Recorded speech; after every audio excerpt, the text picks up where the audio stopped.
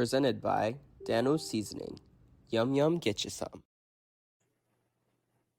What's going on, everybody? My name is Dominick TJ. We also have co-host TJ Corman, who unfortunately, TJ is feeling a little bit under the weather tonight. Is that correct? Yeah, man, going through it a little bit. If I sound nasally or if you see me drink a little more water than usual, guys, that's the reason why. But we're gonna try to power through this thing and stick it out and give you guys what you came for. There we go. That's what we like to hear. We knew that the former wide receiver would come through and not be a diva. Is that? I saw your text. I won't repeat to the general public what was said, but just say I'm just so you know he asked me to man up. Yeah. It was that's a premium subscription. You get to access to those conversations right, yeah. in the background. That's the HBO version. Yeah, exactly. We are presented by the Dogs Media Network, part of College Football Dogs, to supply you with some of your college football needs throughout the season. Again, comment throughout the show whether your team's doing well, not doing well, happy, sad, mad, frustrated, pissed off, whatever the case may be. Let us know as we go through. We'll try and share those along the way. Have a good time as we go down tonight. We're also presented by Dano's Seasoning. Down below, TJ, I tried the Chipotle on something new, which was chicken pot pie. Nice. Yeah, and the Chipotle, man, perfect. It went well, very well with it. So there's another option that I hadn't previously thought about, but we had the other night. And first of all, I do love a pot pie. I know, right? Nothing wrong with that. Yeah. Nothing wrong with that. Oh, man. So getting into last week, I guess really on last week's episode, we already covered Coastal Carolina versus App State. So we will skip that game, even though that was in the games of coverage from last week. We will jump into some of the other games. But first, as we usually do, we will have TJ kind of help us break down some clips here. And we'll start off with this first one as Georgia Southern was playing James Madison this weekend. And as we know now, it didn't go so well for Georgia Southern in this one. Yeah, James Madison is just tough, man. They are really a tough group. They play well. They're sound at all three levels. This play, however, you've got a receiver coming across in motion, but then he runs a backside post pattern. It looks initially to me, and maybe we got this from a different angle, I'm not sure, but it looks to me initially like he's beat the corner, right? And it's a bad throw by our quarterback here. Bren does not put it on him. You put that ball out in front of him, you're striking the band up.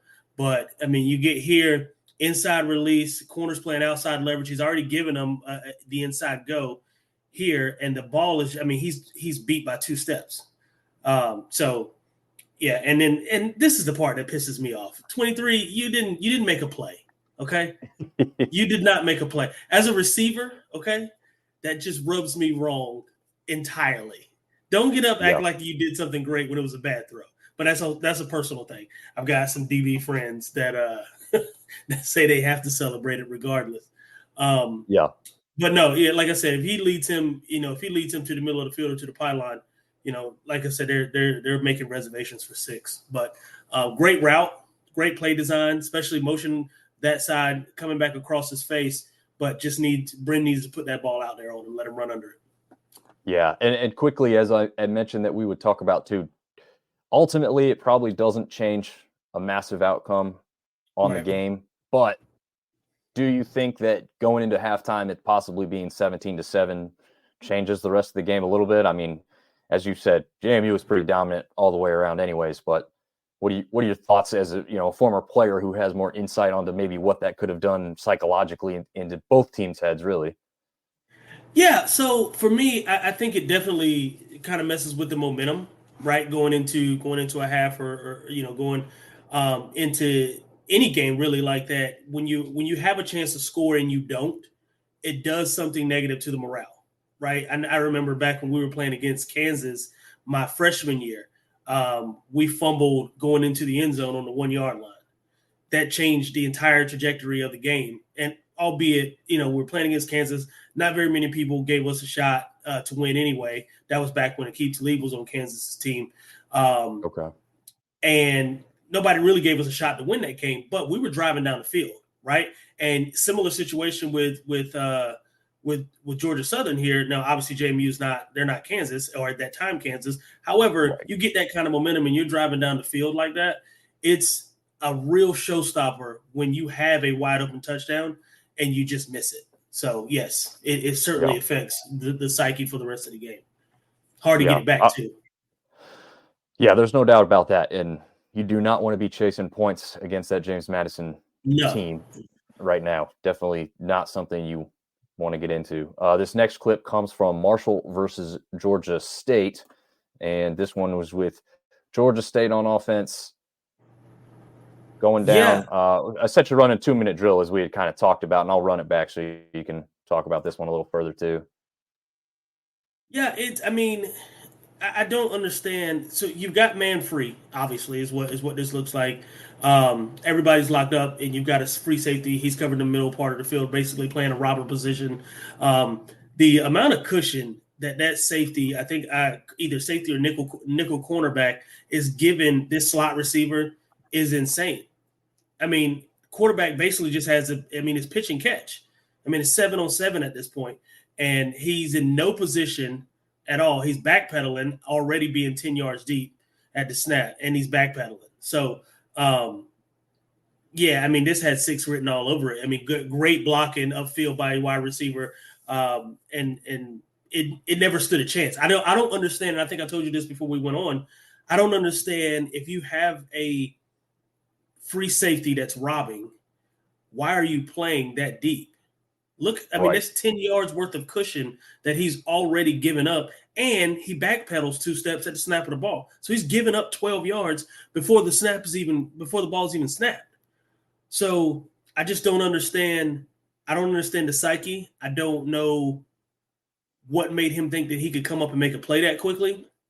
But I would never have my corners or DBs in man coverage when I have a free robber giving up that much ground. It just looks crazy. Yeah, definitely agree on that aspect. I was wondering how, you don't focus necessarily, at least as the outsider, I don't focus so much on what I see everywhere on the field before that play happens. You just focus that, hey, Georgia State has been trying to run the 2-minute offense. They played a few plays right there before that, and then they just went 74 yards in one play. You focus on the guy getting open for the touchdown, but to see it from the start and focus on it like that is definitely an interesting aspect. Obviously, that one's a little bit more evident than some others that happened, but interesting play call to be that far off defensively on that one. Speaking of defense, our last clip for this week comes from Troy versus Army. We know Troy took care of business very well in this one. This one is going to have Troy on defense, and we've got I think it's Jaborner here off the edge. Motion man comes, but no one touches him, TJ. Yeah, he gets through. Jaborner gets through again. Really, I don't understand I don't know what this call was. I think maybe he might have been hot read and they were trying to get the ball out quick, but nobody touched him. Nobody chipped him. Nobody did anything. You've got down blocks which almost makes me think that it's a run pass option and the quarterback just chose wrong. Because there's no option outside. There's no option to throw the ball anywhere outside. You've got soft cushion by your safety, but nobody is thinking that ball should be. It's a run play. You can tell by the receivers blocking. It's a run play. The quarterback completely ruined that play. Good. Check your receivers down here at the bottom. They're going to block. So either everybody was wrong and the quarterback was right, or quarterback. I don't know. Maybe he's throwing the 32 again. I was going to say he kind of leaks out there, and I don't know if that's just an open option because he knew he let that guy go without touching him, or if he was purposely supposed to receive the ball in this play. I guess I'd lean towards it because he does kind of turn before he really knows much. But honestly, once the quarterback releases it, it looks like he's actually trying to throw it more upfield. Right. Yeah, it didn't even look like he was. Right. It didn't look like he was even throwing it to the running back or to the tight end or H back. Um, it just looked like and then whoever he thought he was throwing it to clearly did not know the ball was coming because they're blocking. Yeah. So Yeah. I don't know what. I mean, that was a busted play from the word go. So, but excellent job by Troy's defensive end, and Troy really did a great job the entire game. Pitched a shutout.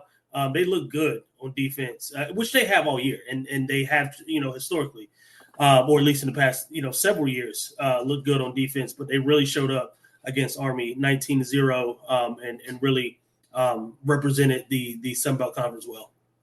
Absolutely, and this goes to prove and goes to show why Army does not throw the ball often.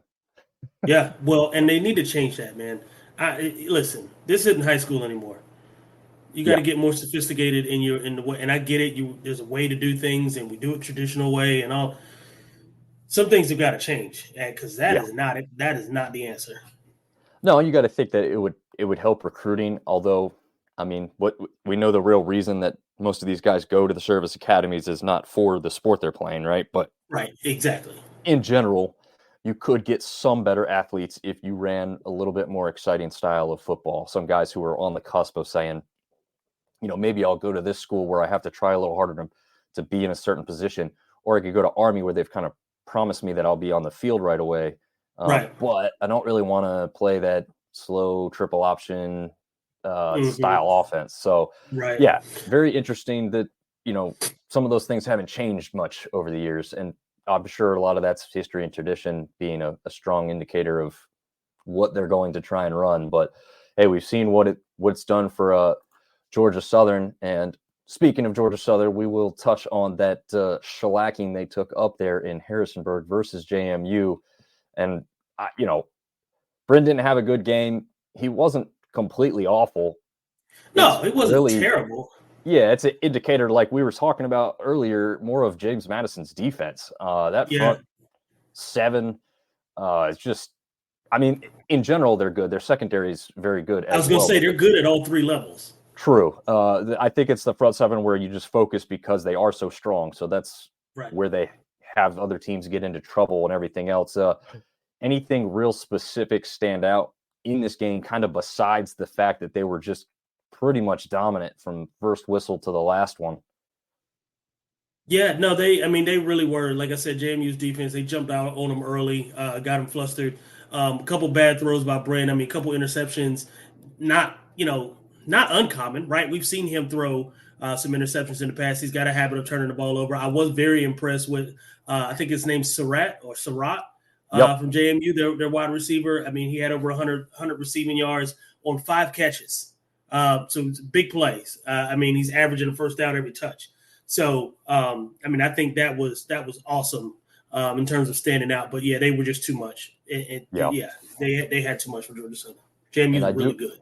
Yeah, they really are. I thought this might be the game that brings them back down to I don't want to say normalcy. That's like a terrible way to describe what they've done. Just a dose of reality.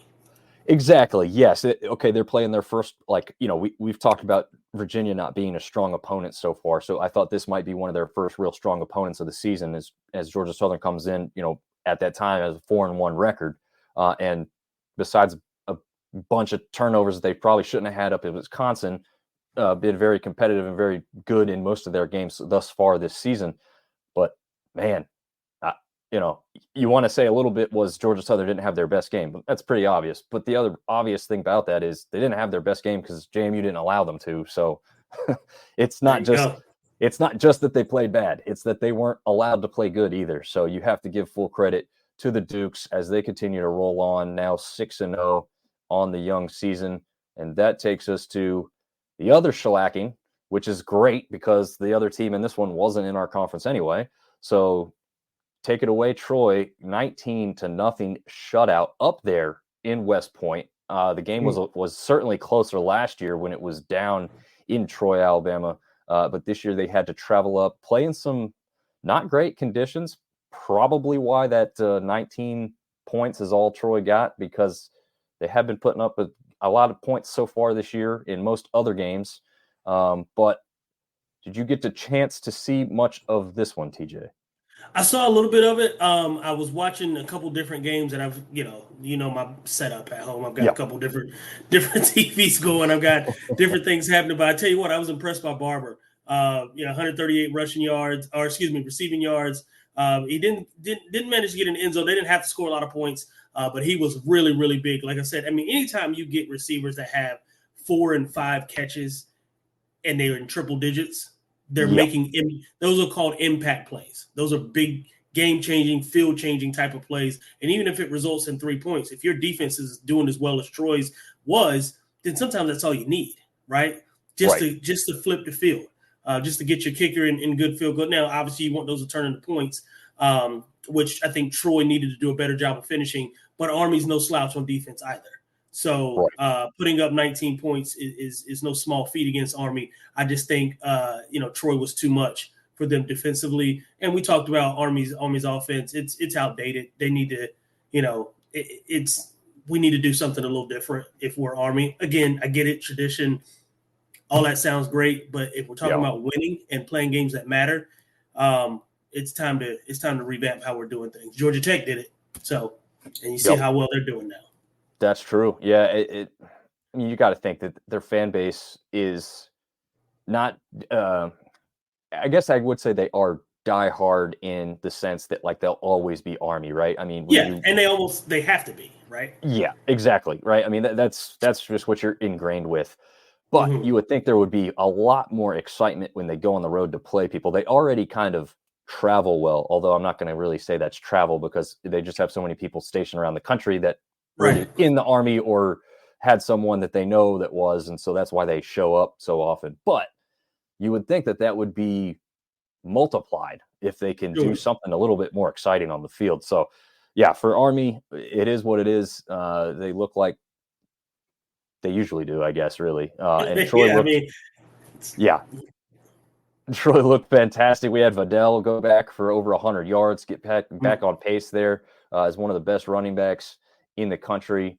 And then speaking of running yards, we had Georgia State running all over Marshall, 41-24. I mean, I knew that there would be points in this one. I think we both had a feeling that there would be some points, but I thought this game would be closer. What were your thoughts on this one? Well, I think Georgia State was too much too quick, right? I mean, you jump out to a 14-7 lead and then you score 13 unanswered points in the second quarter. That's a lot, that's doing a lot. And then you've got impact players going all over the field. Again, we talking about impact receivers. Williams had he had 129 yards, a touchdown on 6 catches. And you've got Carroll who's just toting the rock all over the place, 28 carries, 159 yards and a touchdown. That's a formula to win you football games, right? Obviously, there's some other players that showed up, but that's enough to get you a win. You've got your impact receiver, you got your impact running back. I mean, it's basically 30 carries on 160 yards.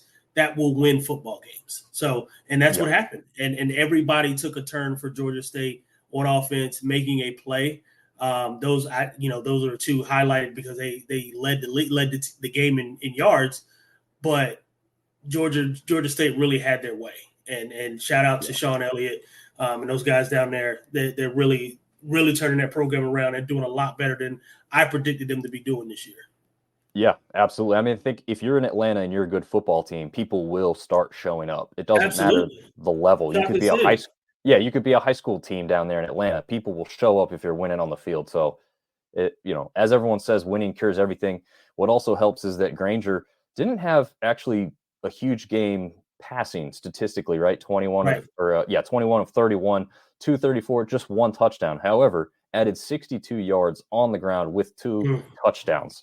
So again, pretty well-rounded game overall. Yeah, and like you said, the other 2 guys both running the rock and catching it downfield obviously helped him out tremendously as well. And Georgia State goes on to win a rather easy one over Marshall. I think Marshall fans are starting to sound a little bit like App State fans, to be totally honest with you, TJ. They're not so happy. Yeah, well, it's frustrating, right? When you've got the team and the talent to win, and you come out and you put out performances like that. We've seen Marshall be great And quite frankly, we've seen Marshall again, like last week, fall on their face, and you don't know which team you're going to get, and it can get annoying. Trust me, as a black and gold fan, it certainly gets annoying. There's another black and gold team that we're going to talk about that is very annoyed and pissed off as well. We'll get to that one after this one, which was possibly the best game of the week. I would say you could certainly put up App State versus Coastal as the better overall game. But as far as finishes go, this one probably was a little bit more exciting than that one. We had Texas State coming from behind to beat ULM at home in a pretty raucous stadium down there in Texas, as Texas State was, trying to build some fan support and get everybody going in this game. It did not look like it was going to go their way to start the fourth quarter. All of a sudden, they were down 20-9 after a quick pick six. But then Texas State responds, comes back from behind, and takes this one in the end. Anything stand out to you, probably mostly at the end there, TJ, but maybe just overall statistically that jumps out at you in this game? Yeah, I mean, nothing great. Finley, 222 yards, not a whole lot. I mean, they've got, Davenport ran the ball fairly well, right? Almost 100 yards rushing. I don't think that any one thing stood out. I do think the key, or I guess if I'm going to sum this game up for Texas State in one word, is resilience, right? You get down that big, you got to find something. There's some fortitude, right? That you got to be able to pull from deep within, and got to say, hey, either, it's us or them at this point. And, there's that no back down, gritting your teeth kind of deal. And they did it, and they came back and won. And I'm, hats off to them. Like I said, nobody had a, breakaway outstanding game. Some fairly decent stats. I think Hobart had 110 passing yards or receiving yards, and 2 touchdowns. That's, that'll work. But for the most part, he's been the most consistent guy for them across the board, which is a little surprising to me, because I thought Hawkins would come back in this year. I don't know if you remember this, but Hawkins had hit the transfer portal. And when Kinney was brought in as head coach, I don't know how he won him over, if it took a lot or just a little bit. He actually talked him into staying. And Hawkins is kind of that same mold of, who's the guy we just talked about like 2 games ago, wide receiver, smaller guy. Barber? Yes, Barber. Kind of that same mold, like smaller but shifty and very fast and elusive. That's kind of what Hawkins had brought to Texas State previously, and Hobart looks like now he's the guy there, which is a little surprising. But also in the same regard, Davenport having the bigger game was a surprise to me after what Marty's done. I think Marty's like a mid-season All-American right now with his statistics that he's put up and how he's looked on the field. And even if you don't, for whatever reason, don't have him up there as a running back, you better have him there as all-purpose, because he's doing it both carrying the rock and also doing it in the return game as well. He's already got a kick return touchdown on the season. So, the way this one went was the surprising part to me. I was going to say, that shocked me. Yeah. Yeah, and I'm thinking just like, wow, I thought, we thought something specific about Texas State was just going to keep rolling to the next game and keep rolling in, and this one looked like it was not going to go their way until, well, it finally did there at the end. Like you said, that's that resiliency and just battling through it. It takes some grit and it takes some fight, man. And sometimes you get your back against the wall, and you got to either come out. So it's 2 things that happen, right? You down 20-9 in the fourth quarter. 2 things happen: either I find something somewhere, or I pack it in. And it's too much time left in the game to pack it in. If you're a true competitor, it'll come out of you. And like I said, Texas State should not have been down at all, in my opinion. Right. But it does tell you something about a team if they're able to grit and fight back. Yeah, absolutely.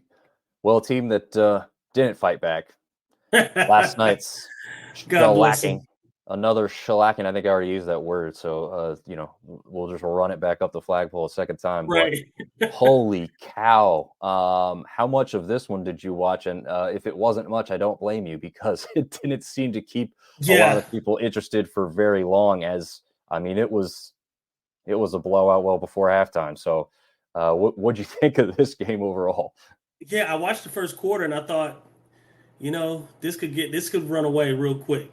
And then when I went back to, I can't remember. I went in the kitchen to do something, and I think it was like midway through or a couple minutes into the second quarter, and they had scored again. And I was like, yeah, well, my wife wanted to watch a movie, so we decided to do that. Right. Good idea. Good idea. Smart man.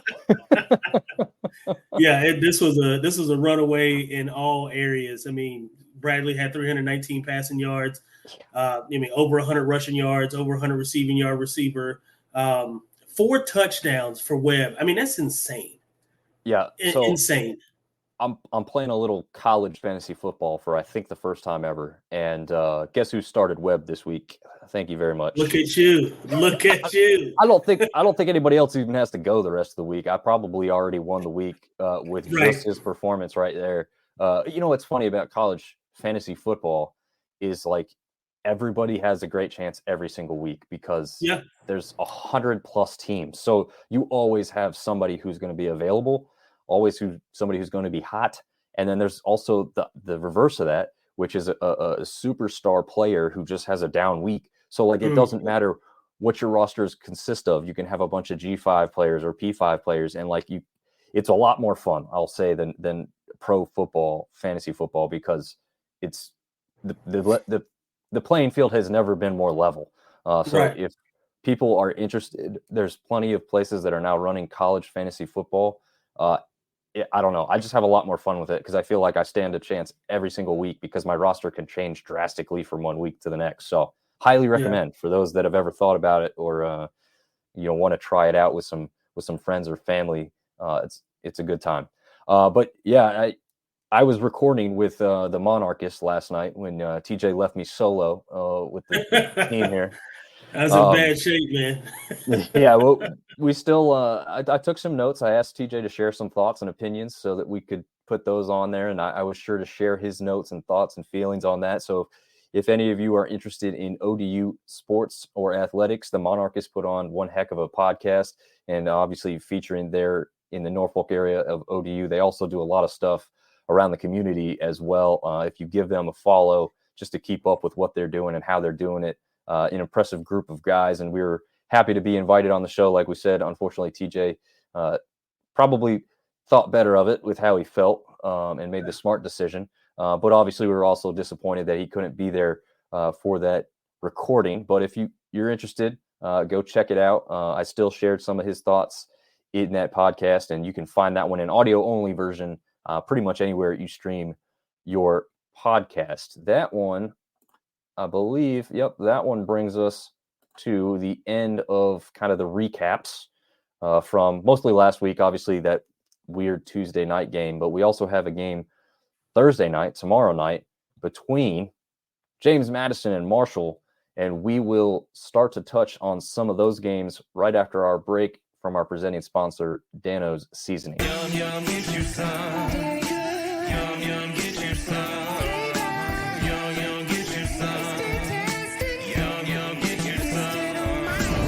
Seasoning, food's favorite flavor. Yum, yum, get you some. I'm Joe Burrito, your favorite burrito. Whoa, whoa. Joe, we all know you're the best. What? But you can always do better. Try the new Dano's Hot Chipotle. Hey. Ooh, that's spicy. Yum, yum. Yum, yum, get you some.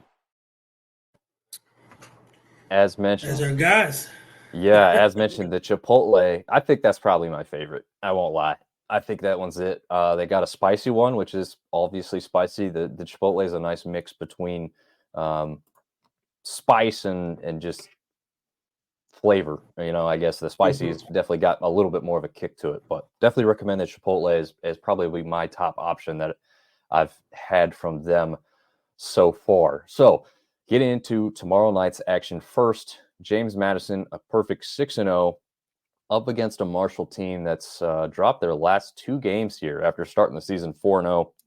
Now 4-2 coming into this one. JMU favored by maybe, I'm very surprised by this. Maybe you may not be. JMU favored by only 3.5 points, according to the odds makers, as this game will kick off at 7 p.m. Eastern on ESPN.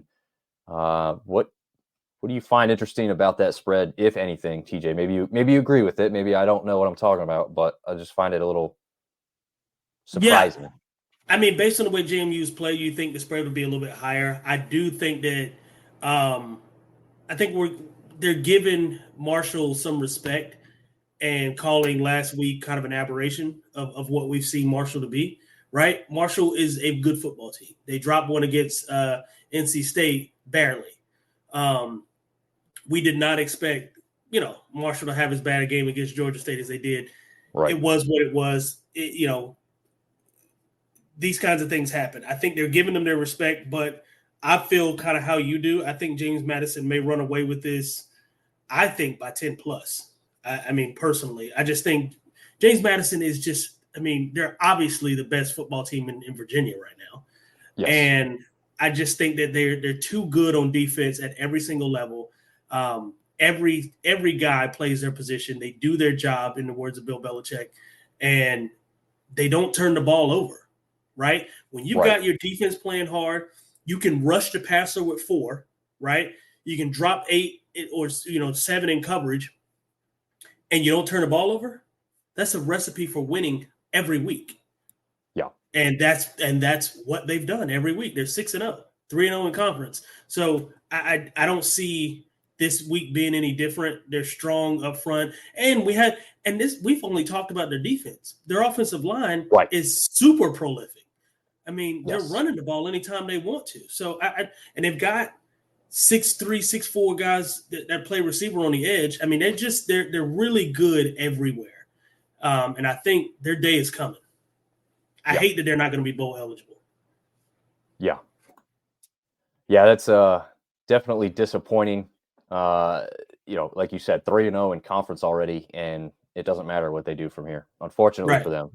I think I just saw a tweet before we started tonight, like an hour or two ago, that said that they either reapplied or tried to do some other waiver to become postseason eligible.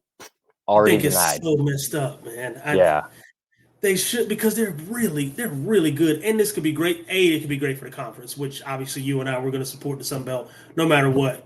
So it's kind of selfish of us to want that to happen, but also secondarily, just for James Madison as a university, they deserve this. They're really, really good, and this type of success is not something that you can count on being replicated, right? You get these years like this, and you want to bottle it up.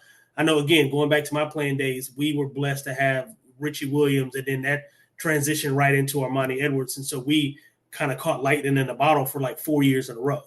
Yeah. You don't get that very often. And when you have it, you want to be able to take advantage of it. And I think it's just a shame that JMU can't this year. Yeah, especially since, like, just as you touched on with the quarterbacks, they transition from one to the other as well. And that's I actually talked to the guys on the Monarchist about this last night. It was surprising to me, as I thought, like, there's no way they hit 2 transfer guys in a row and have the same success. And it's not going to happen. And lo and behold, there's like no drop off, next to no drop off. And even if there has been a little bit of a drop off, there's been improvement on the other side. I was here to say the other side of the ball makes up for it. Yes. So I think we can both agree that as good as JMU was last year, I don't think their defense was as good as it is this year. So, even if the offense isn't quite as there, which statistically it's probably pretty damn close, even if it's not exactly the same, maybe it's even better statistically. I haven't compared directly, but just from an eye test perspective, I thought the quarterback play at JMU, it was at least more fun to watch last year. And, but again, because you're being successful, you don't have to do the fun stuff and the crazy stuff with the scrambling and getting downfield, like they had. And I'm going blank on his name, but like they had last year at the quarterback position. Obviously, this guy looks like McLeod could just sit in the pocket a little bit longer and just they're playing on schedule. Yeah. Yep. So not a lot of craziness needed, and that bodes well for them as far as a team that looking to rebound from that game. We've got Monroe, who's 2-4 now, coming up against Georgia Southern, who's 4-2.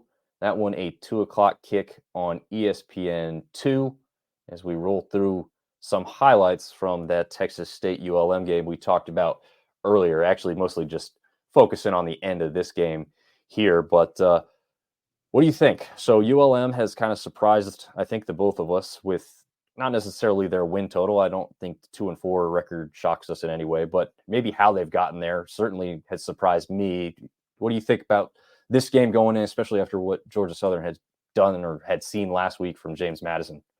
Yeah, I mean, if you're ULM, I mean, coming off two heartbreaking losses this year, one to App State and then one last week.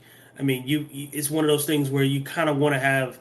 I know I've said it a couple times this year, a get right game, and I don't know how right you can get if you're ULM, right? I mean, you're not top or cream of the crop, so to speak. However, you've showed flashes of being very good. You know, your record being 0-3 in conference is not indicative of who you or what the way you've played, right? You've played teams tough. You just lost some close ones in the end, and it happens, right? Georgia Southern does not, you know, it's funny because we talked about the spread with James Madison and Marshall being 3.5, and then now you've got Georgia Southern at a 17-point favorite. And I got to be honest with you, based on the way ULM's played over the past few weeks, I don't see there being a 17-point spread. And I could be wrong. You know, the game's in Statesboro, so that makes a difference.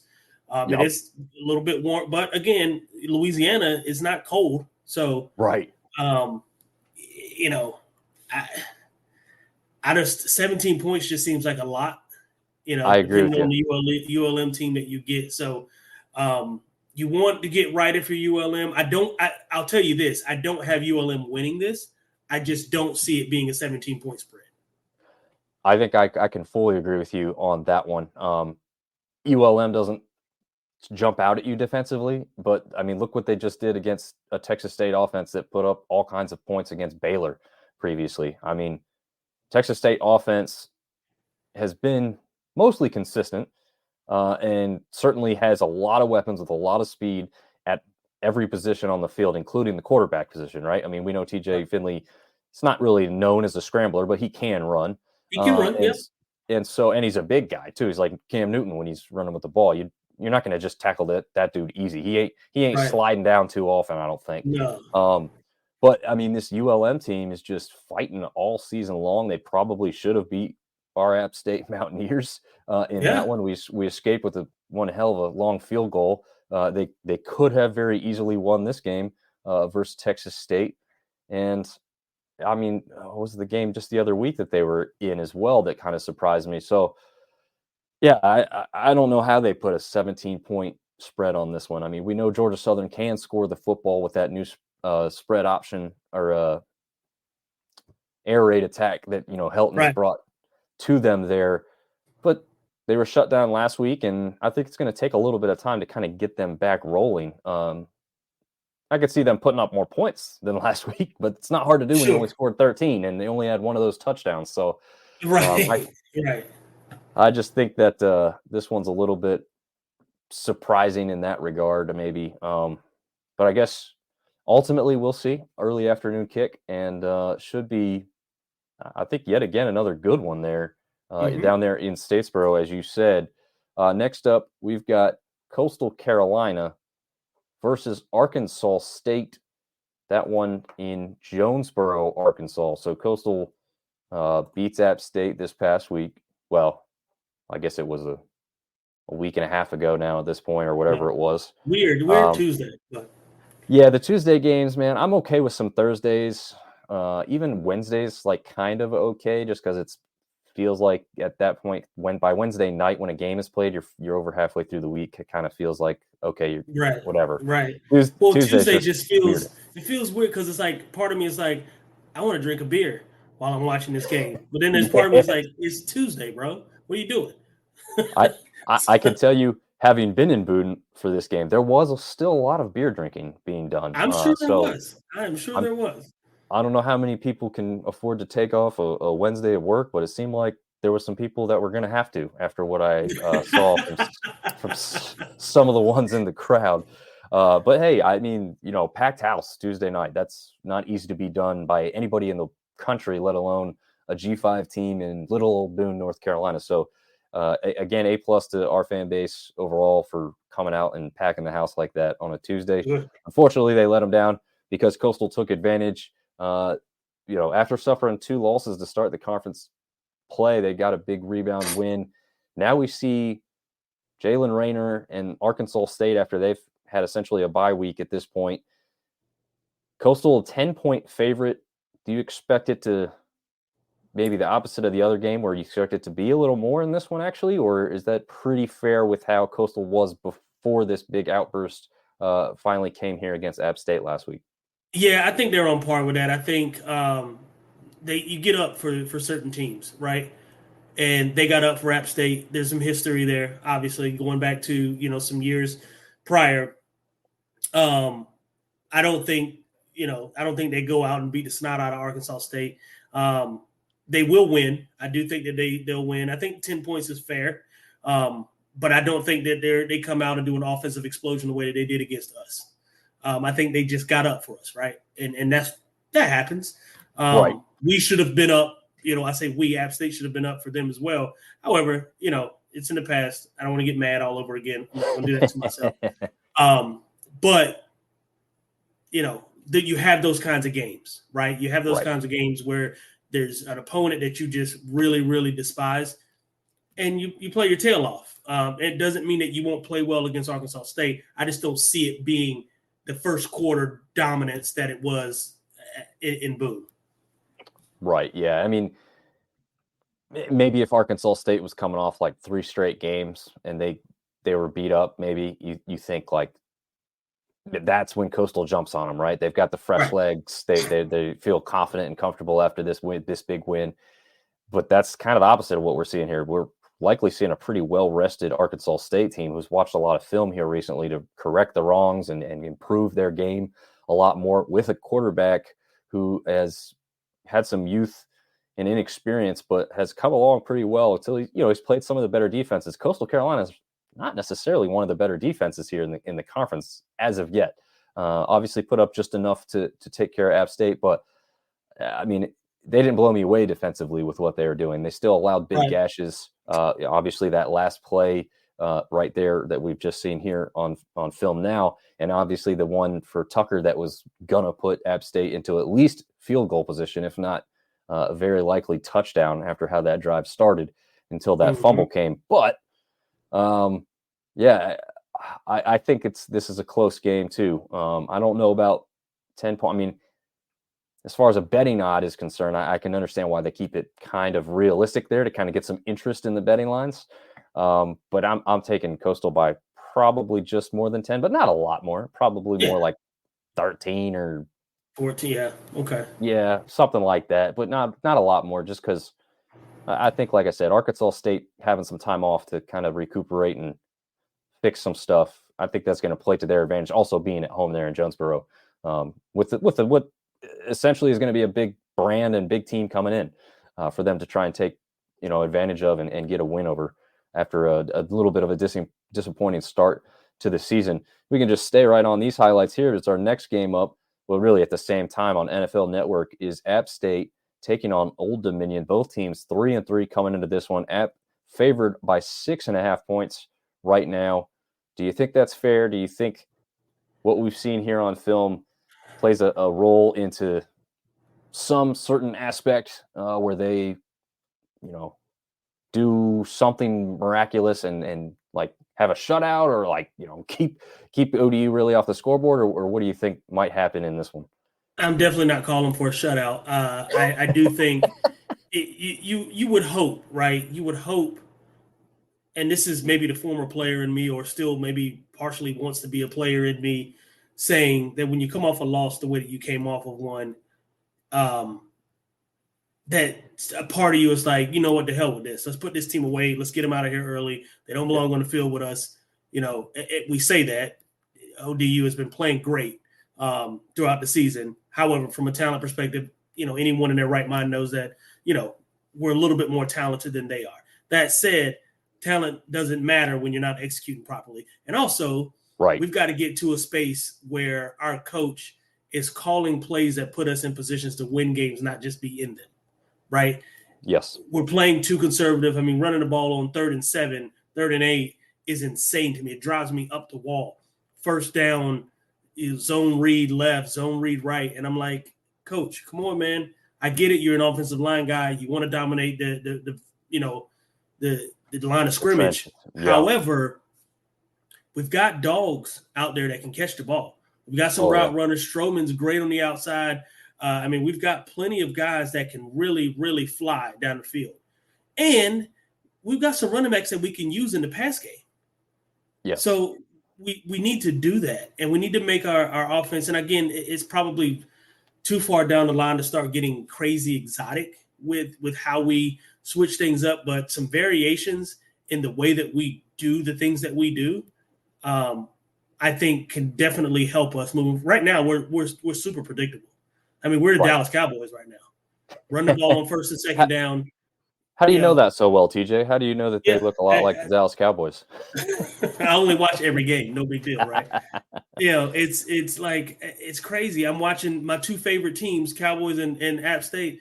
They're both playing the exact same brand of football. Yeah. Not to get too far off topic, but I'm watching the game against the Chargers on Monday night, and there's 8 seconds to go with 2 timeouts, and we don't stop the clock to try and pitch a ball in the end zone. And we're in the, inside the 20-yard line. What is Mike McCarthy doing? It's the same sentiment that I feel here. It's like, I don't understand what Sean Clark does sometimes when we have these kinds of games. It's call the plays that are going to win you the game, not just have you in the game, because having you in the game will make you lose.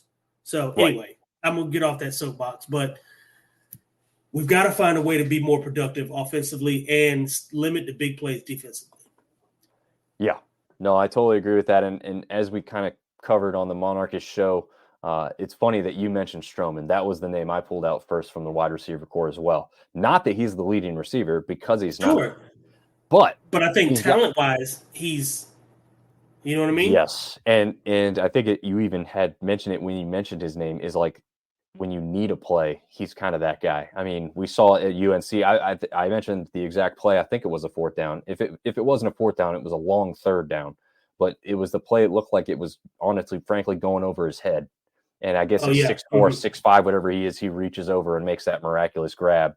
And yeah, I mean, I actually said on the podcast last night that the bread and butter of App State has always kind of been the running backs, right? They've always had talent, and a number of them, and you could trust them easily. And I don't have distrust in them. Okay, I won't say that. But Nate Noel going down last week, you don't even know who's kind of going to be the starter going into this one.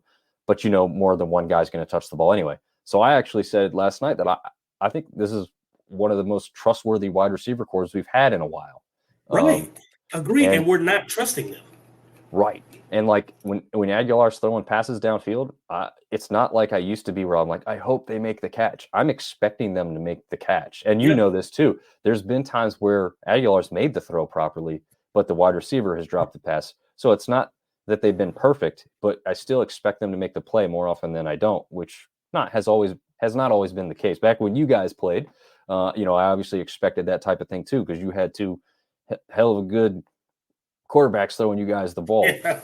And I think Aguilar's not quite in that class, but he's definitely up there with recent quarterbacks with where he places the ball for these guys to make the plays. So yeah, I'd love to see them make some better adjustments and show us something, come alive. Although I think I predicted like a 36-31 score, because like you said, defensively, I hope they come out and shock me. I said they have to come out and pound them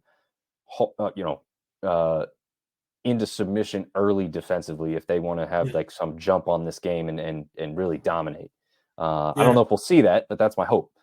So anyway, that will wrap up for the long one. Then we finish up with a Georgia State versus Louisiana matchup at 8 p.m. Eastern on ESPNU. The Cajuns favored by 3 in this one. We just keep I keep feeling like I'm surprised by some of these spreads. What's your thoughts on this one? Yeah, no, I'm with you. Cajuns favored by 3. I don't know how to feel, because Georgia State's coming off a really, really good win against Marshall, and Marshall's a good football team. Granger, I know we bring his name up every single week, but it seems like every week he's making a play. And I just think he's quality. He's very, very quality. He's put on some weight since last year. And he's really kind of taking control and command of that offense. but I don't know. Louisiana they're good too. So I think the spread is offering respect to both sides, right? I think what they're doing is giving Georgia State, based on what they did against Marshall, the respect that they deserve. However, I do think that Marshall game for Marshall was an aberration. I don't think Georgia State winning was as much as a surprise as it was the way they won, right? Yes. You know what I mean? Like anybody can beat anybody, but the way they came out and just completely dominated from start to finish, I think that is what shocked everybody. And I think that's where Georgia State's getting the respect, and rightfully so. They're 5-1, 2-1 in conference, so they deserve the respect. But it's you can flip a coin. You can flip a coin this week. I'm not gonna pick this one. Well, actually, yeah. Well, I'm gonna pick with my heart. I'm gonna go Georgia State. Let's go Panthers. Yeah. I don't know. At this point, with what history has shown me, I'm gonna stick with the Cajuns. Okay. Neither team has kind of blown me away with anything thus far. Georgia State, like I said before in a previous show, I expected them to be kind of at this level last year. Mm-hmm. So for them to finally put it together isn't totally a shock to me, but defense has to be a little bit better for me to like really and fully trust them. Like at this point, I would agree with where the standings are that JMU is a different class than them at this point. Sure. So I'm not quite, that high on Georgia State, even though they are very impressive from a conference standpoint overall. As far as the Cajuns are concerned, there's just something about them when they're up against the wall. They usually perform pretty well. Yeah, I don't necessarily think they're up against a wall quite yet because that West Division is still wide open compared to the East, which I guess technically the East is wide open since JMU is ineligible. Right. Well, yeah. But if it wasn't for that, I have a question that I've saved up for you that I'll surprise you with here in a minute. It'll be an easy one for you to answer. Don't worry about it. Don't get nervous, TJ. Don't let me get you nervous. But so yeah, I think ultimately I trust the Cajuns to get the game done since it's there at home.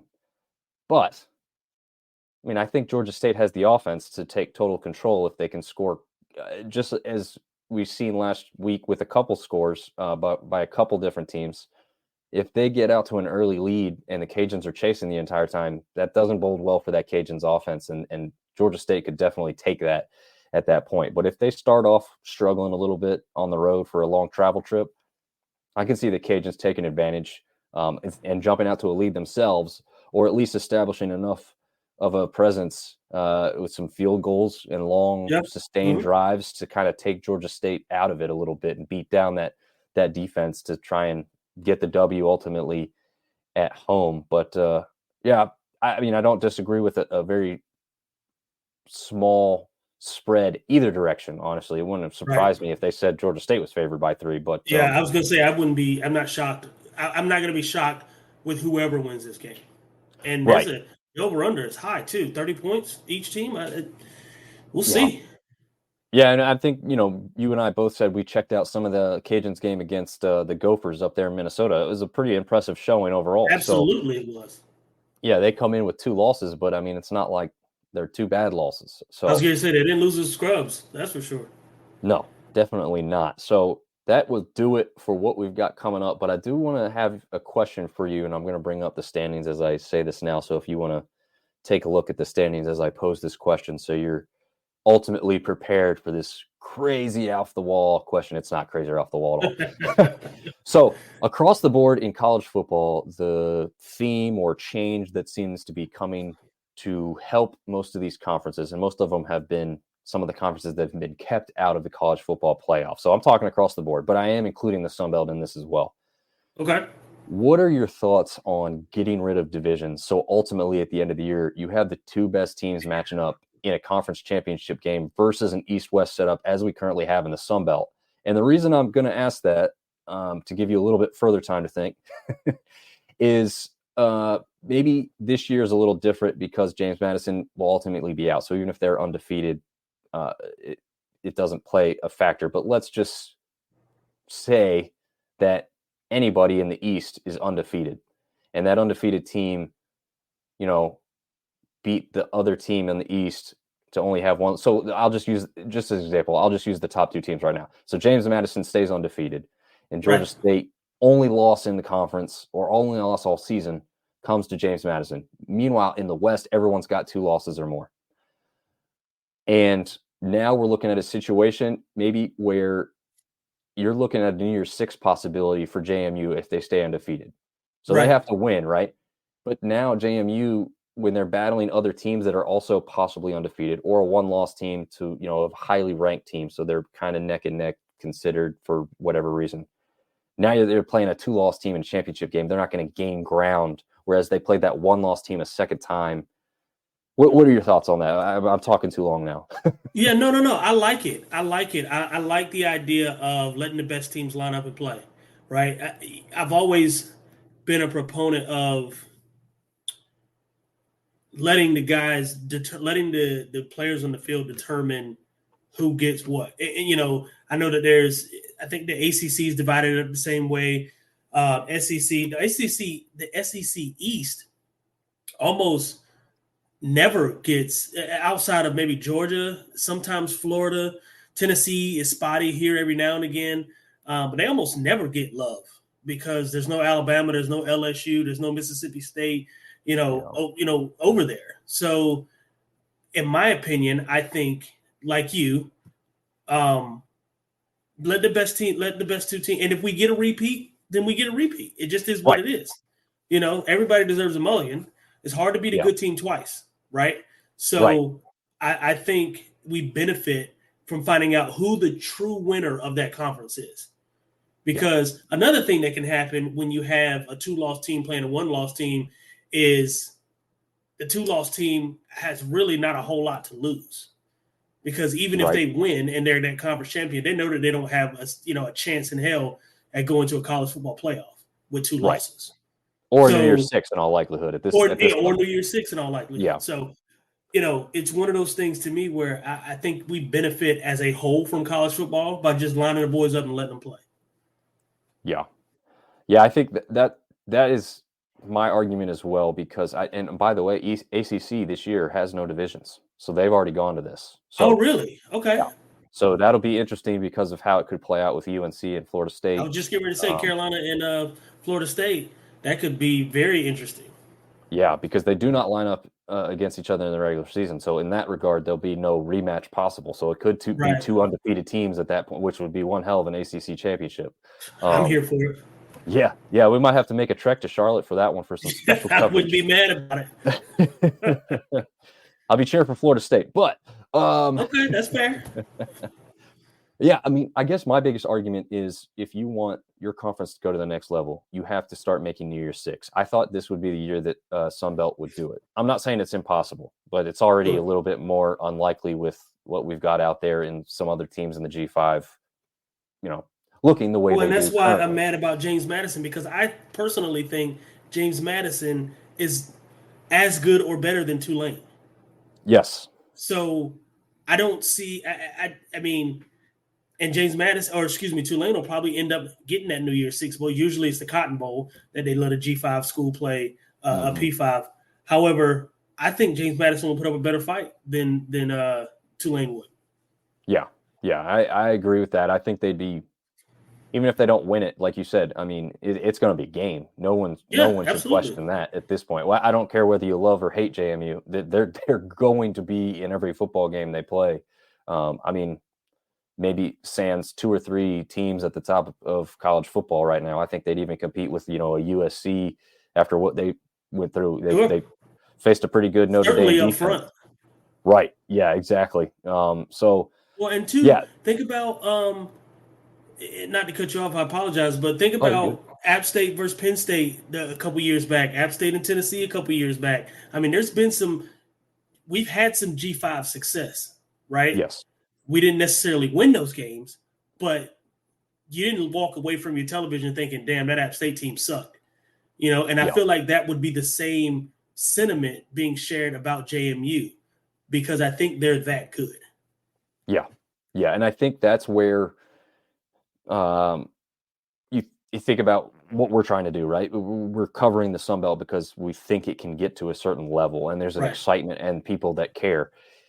How do you do that? You harp on and you focus on the stuff that's brought you the success. Last year, it was the week where App State took down Texas A&M, and Marshall took down Notre Dame, and Georgia Southern beat Nebraska, all on the same weekend, right? Right. The next logical step in that is to get one of these teams. It doesn't have to be one of those three, but one of these teams from the conference to a New Year's Six bowl, put them on the largest stage, the grandest stage let that 'em you play. could be, and let them play and show people how strong. Because no matter how much we hark on it, there's still a lot of people out there that think that the Sun Belt is not now the premier G5 conference out there, and I think it is. I think it easily became that Without a last year doubt. when they added these teams. That week helped prove it right then and there. And now we're seeing, and I'm talking top to bottom, right? We just talked about this. Arkansas State, maybe, a little bit further down. Southern Miss is just shockingly down this year. But Right. a team that has routinely been down in ULM is competing in every single game still. Every game. Sans the Alabama or whoever they got trounced by at the P5 level. But Oh yeah. I can't remember. I get your point. It's one of valid. the SEC teams that they played. Right. It might have been Texas A&M actually. I think it was Texas A&M actually. Okay. So sans that type of game in conference, they are competing with just about everybody they've played so far. So you're looking at like one or two teams that are kind of weaker at the bottom. I mean, go and compare that to some of the other conferences right now. It feels like they have a lot more of those really bad teams, especially with what the American has brought in, what Conference USA was forced to bring in to replace some of those teams that left for the American, bringing up a bunch of FCS teams. Jacksonville State looks pretty good actually so far. I mean, I'm not gonna hate on them. They've been very impressive to me. Absolutely. But then you look at a team like kind of Sam Houston State, and they're, I believe, still winless at this point. They've been in some games to their credit, and they are jumping up from the FCS to the FBS in their first level. But we're kind of past that phase now. I mean, James Madison was the only team that was left to do that, and they look like the best damn team in the conference. So, right. I mean, right. I don't know.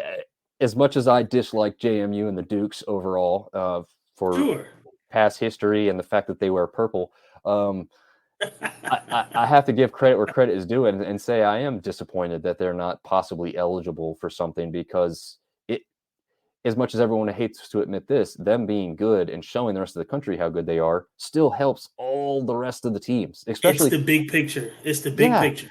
It doesn't matter. Again, it doesn't matter who makes the New Year's Six. I mean, at the time, I know there's going to be thoughts and feelings on it, but overall, you want that money. Yeah. The entire conference gets a cut of that bowl check. Just like the entire conference gets a cut of Louisiana going to college March Madness last year, right? It doesn't matter who goes ultimately. You need to keep putting. We need to be represented, and we're too good of a conference and have too much talent to not be represented. Right. Yeah, I agree. So yeah, I'm glad we shared that thought. Is there anything else before we say adieu and let you get back to recovery for this cold that you got there? No, I do want to give a big shout out, as much as you hate them, to Carolina. The Tar Heels they proved me. Listen, I'll say it this way. In years past, Carolina has found a way to blow it. Yep. To date, they have not. They've looked like a quality football team. Not just a quality. They look like a really good football team the entire year. What they did to Miami, they beat them soundly. Right? They did. There was no question who the superior team was. They can run the ball. They can throw it. They can dominate on defense. They are a really good football team. And I want to give a big shout out to Carolina and all my Carolina fans out there. I tell you what, Colorado better step it up, because they had me up late the other night on last Friday night doing nonsense, watching them get blow a 29-point lead. I don't even know what that's about. But not sure. Apart from that, they've got. I think Colorado has a bye week this week, so hopefully nobody does anything stupid. Everybody can come back intact and get their heads back on straight and really finish out the rest of the season the right way. So, but yeah, that's it. That's all I had. Nice, very nice. I won't necessarily echo your sentiments on UNC because I am a hater. But I will agree that they've earned the respect. I mean, Sure. for years and years and years and years, they put many players into the NFL and had many extremely talented players, but they never seem to have great teams overall. And it does Exactly. seem like this year, for whatever reason, they finally got that full team aspect, and they Putting do it look together. impressive, which makes me feel good about App State's loss overall. I mean, it's not like they lost to a middling UNC team that we've seen in the past. So Right. yeah, that's one that ultimately too at this point, like, man, if we had won that one, like think about how everyone feels about the season had that game gone differently. Right.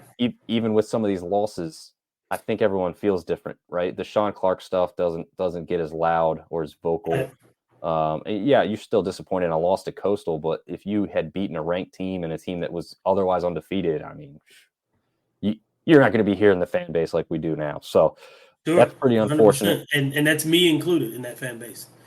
Right. Yeah. Yeah. And I talked about last night, like I'm not quite as crazy about it because like we've mentioned, like the games have been close. It's not like we're getting blown out. It's not like he's totally lost all control here. It's little things that could be corrected and changed, whether it's the players on the field not having lapses in certain times, whether it's just slight changes of the play calling, or expanding the playbook. I mean, I know those ultimately aren't the easiest, but I mean, as far as the scheme of things, it's not like you got to go out and recruit all this new talent. The talent seems to be there. We have the talent. Yeah.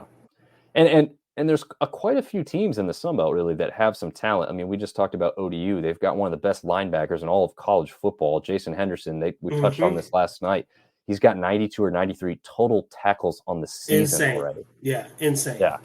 So for App State fans and everyone going to be watching that game on Saturday night on the NFL Network, you won't have to look hard to find that guy. Trust me, he'll be noticeable. He'll be around. I mean, obviously a different position, but he kind of reminds me of the fact of like Corey Lynch. Corey Lynch was not the fastest or biggest guy on the field, but it's like his mind worked before the play even happened. About like as soon as something was starting to happen, he was reading it before the rest of the defense somehow, and that just seems how Henderson plays the game too. So absolutely incredible. But I guess at that point that'll wrap it up. TJ, where can people find you and follow you on the social medias? Yeah, I'm on Facebook at just my name, TJ Corman, exactly how it's written on the screen. Instagram at Mr. Corman 12, and also you can find my food page at Thick Thighs and Large Fries. Very nice. Barbecue, BBQ. BBQ, real barbecue. Yeah, real barbecue. Yeah, it's real barbecue. Yes. My pulled pork actually pulls. There you go. That's important. It's all in the name, baby. Oh man. Well, you could follow the both of us and see what we post on the socials at Sunbelt Syndicate, pretty much across all platforms. Twitter's without the E because it's too long of a name. But we'll have some fun stuff and keep the coverage coming for you guys. Thank you for watching and tuning in, and we will see you guys all next time.